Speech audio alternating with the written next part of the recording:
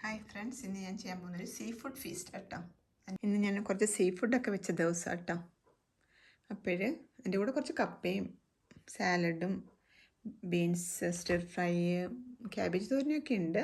എന്നാലും കൂടുതലും ഇത് കൊഞ്ച് വറുത്തത് കേട്ടോ.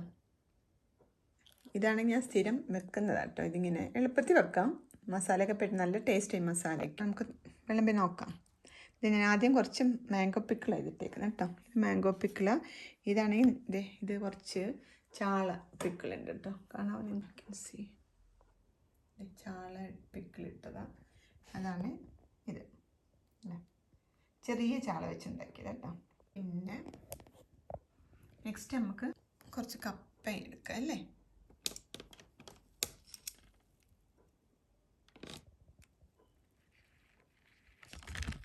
കറിയാം. ഓക്കെ,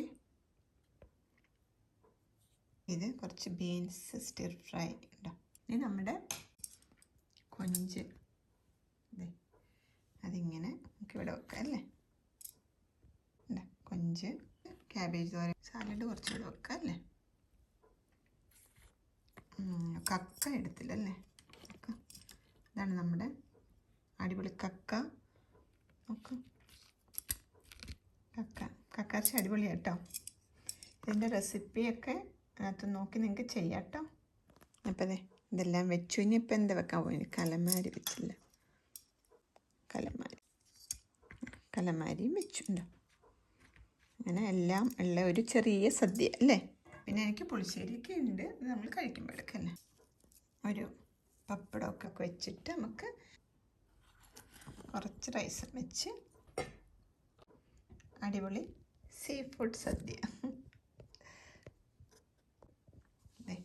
ഒരു സീ ഫുഡ് ഫീസ്റ്റ്.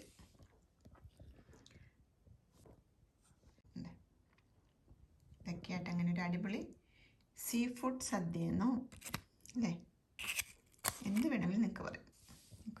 ഇതെല്ലാം അടിപൊളി റെസിപ്പികളാണ്. ഇതിൻ്റെയൊക്കെ റെസിപ്പി നിങ്ങൾക്ക് ലക്ഷ്മീസ് റെസിപ്പീസിൽ പോയാൽ കാണാം കേട്ടോ. അപ്പം അങ്ങനെ നിങ്ങളും ട്രൈ ചെയ്ത് നോക്കുക.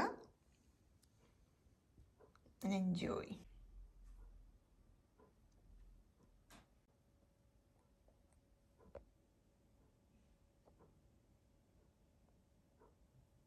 അപ്പോൾ ഇനി റെസിപ്പി നെക്സ്റ്റ് വീക്കിൽ കാണാം. Thanks for watching. ബൈ.